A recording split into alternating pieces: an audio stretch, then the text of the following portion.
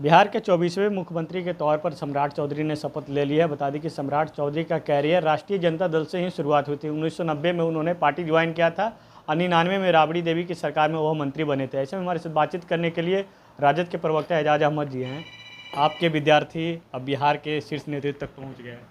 देखिए, राष्ट्रीय जनता दल के विद्यालय से और लालू प्रसाद जी के सानिध्य और लालू प्रसाद जी के चांसलरशिप में जो उन्होंने सीखा था, उसका वो विचारों के आधार पर टिक नहीं सके। लालू प्रसाद जी ने हमेशा एक ही बात कहा है कि सत्ता के लिए, स्वार्थ के लिए विचारों से समझौता नहीं करना चाहिए, और विचारों को अगर जो परित्याग कर देगा, राजनीति में क्षणिक लाभ तो हो सकता है, लेकिन आने वाले समय के लिए उनके लिए मुश्किल हालात पैदा करेंगे। जैसे कि आपने देखा नीतीश कुमार जी की राजनीति का जो अवसान हुआ, इतने ख़राब स्थिति में उनको पहुंचा दिया भारतीय जनता पार्टी ने, या उनके द्वारा जो भारतीय जनता पार्टी आरएसएस को पोषित किया गया, जो बढ़ावा दिया गया, उसका प्रतिफल है कि उनको सत्ता से बाहर करके भारतीय जनता पार्टी ने ये बता दिया कि आपने हमें खाद पानी दिया था, अब आपकी आवश्यकता नहीं है। तो अब नीतीश कुमार 2 महीने के बाद शायद किसी के चेहरे और मुंह पर उनका नाम भी आएगा, क्योंकि नीतीश कुमार जी अपनी राजनीति को, अपने आप को, अपने विचारधारा को परित्याग करके जिस तरह से भारतीय जनता पार्टी की राजनीति आरएसएस के विचारधारा को मजबूती प्रदान करने के दृष्टिगत राजनीति किए, उसका प्रतिफल देखने को मिला। और सबसे बड़ी विडंबना यह है कि बाबा साहेब डॉक्टर भीमराव अंबेडकर जी के जन्मदिन के अवसर पर, उनके जयंती के अवसर पर इस तरह का जो इन्होंने कहीं ना कहीं अपना सत्ता ट्रांसफ़र किया भारतीय जनता पार्टी के साथ, जो बापू और अंबेडकर के अनुयायी हैं, उनको काफ़ी आघात पहुंचा।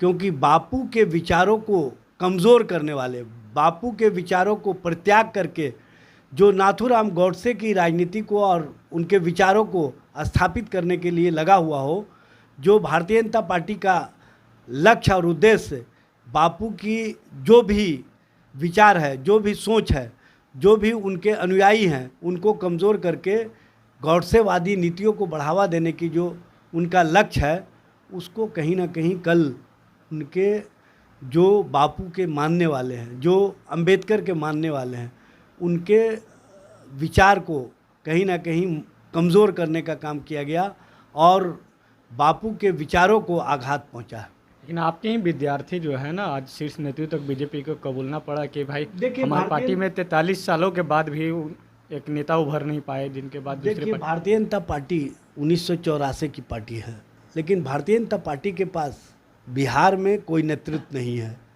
उधारी का नेतृत्व हमेशा इन्होंने रखा।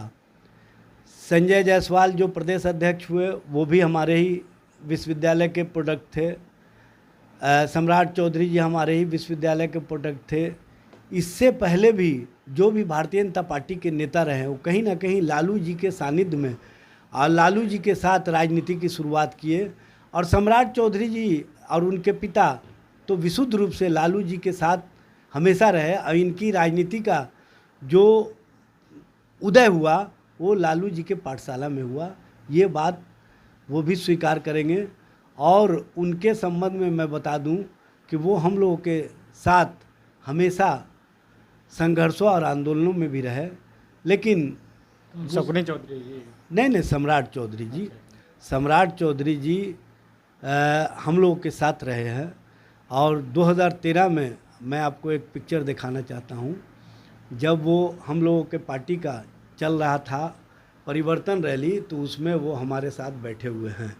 ये स्पष्ट रूप से आप देख सकते हैं, क्योंकि ये पूरी तरह से लालू जी के सानिध्य में रह करके अपनी राजनीति और अपनी राजनीतिक सोच को आगे बढ़ाने का काम किए।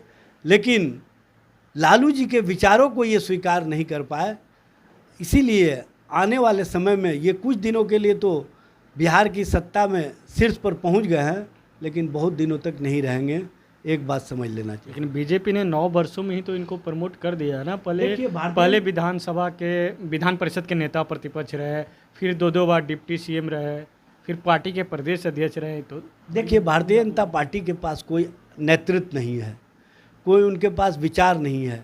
वो उधारी के माल से काम चलाते हैं, और जो उधारी के माल से काम चलाने वाली पार्टी है उसका नाम भारतीय जनता पार्टी है। बधाई दे रहे हैं सम्राट चौधरी को। देखिए, बधाई तो बिहार के मुख्यमंत्री हुए हैं, तो ये तो बिहार के हर एक नागरिक दे रहे हैं, लेकिन भारतीय जनता पार्टी के विचारों, आरएसएस के विचारों पर वो नहीं चले।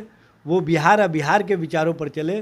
वो जो समाजवादी सोच वाले रहे हैं उस विचारों को आगे बढ़ाएं, सबको लेकर के साथ चलने की राजनीति को आगे बढ़ाएं।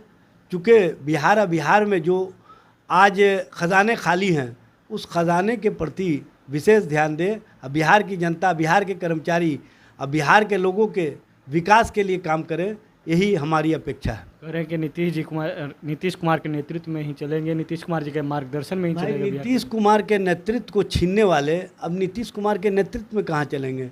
नेतृत्व तो सम्राट चौधरी का है, और नेता अब जनता दल यू के विजय चौधरी हैं। इसलिए अब नीतीश कुमार नेपथ्य में चले गए, और नीतीश कुमार जो अपनी विरासत की राजनीति के लिए अपने पुत्र निशांत को लाए थे। हम पहले भी कहे थे कि ये भूंजा पार्टी वाले लोग पहले नीतीश को फिनिश किए हैं, कुछ दिनों बाद निशांत को भी शांत कर देंगे। और आज ये स्थिति स्पष्ट रूप से दिख रही है कि जनता दल यू में अब नीतीश और नीतीश के नाम लेने वाले बहुत दिनों तक नहीं रहेंगे। बहुत जल्द वहाँ पर विचारधारा और विचारधारा के बीच जो अंतर्द्वंद की स्थिति है उसका परिणाम देखने को मिलेगा। भगदड़ मचने वाली है, ये मैं नहीं कहूँगा। वहाँ पर स्थिति ये हो गई है कि एक दूसरे को अब कोई स्वीकार करने के लिए तैयार नहीं है। ये थे राष्ट्रीय जनता दल के प्रवक्ता एजाज अहमद जी। साफ तौर पे कहते नजर आ रहे हैं कि जदयू में जो है एक दूसरे को अब जो है नेता स्वीकार करते नजर नहीं आएंगे। कुछ समय में जो है वहाँ पर देखिएगा जो है भगदड़ की स्थिति जो है बनने वाली है। पटना से विवेक।